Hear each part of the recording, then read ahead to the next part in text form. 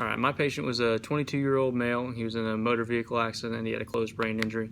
Medical diagnosis was a left parietal subarachnoid hemorrhage, as well as a right temporal parietal hemorrhage.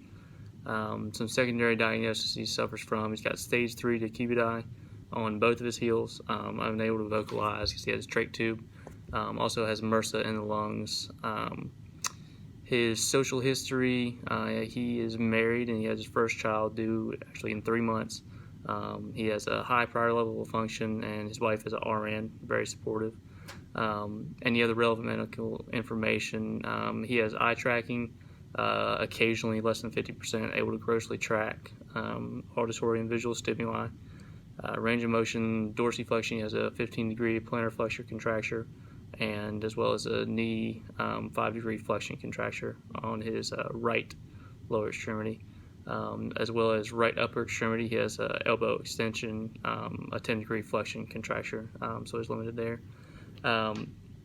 The activity I chose to address was his inability to perform all ADLs.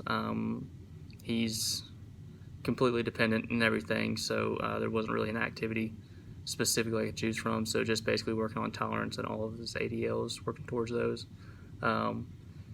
The impairments that I chose to really focus on was his decreased tolerance in sitting, as well as his range of motion on his lower extremities. The tolerance in sitting will really help. It'll eventually get him to moving to where he can progress out of the bed and get to moving once he kind of graduates, I guess, from the stages of the Rancho's Los Amigos. So for the decreased tolerance in sitting, I decided to raise the head of the bed and transfer him to the edge of the bed to seated. And while we were seated, I decided to do weight shifts for proprioceptive input kind of through the spine, as well as just get some vestibular input as well, moving. And then I also chose to do eye tracking and sitting. I chose to move my finger around, just have him track my finger.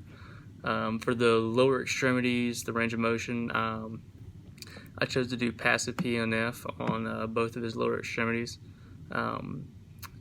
And that's going to, still reduce the effects of immobility. He's got some contractures and stuff, so hopefully we'll regain that range of motion back in the lower extremities and get him back to full function whenever he is able to cognitively understand it.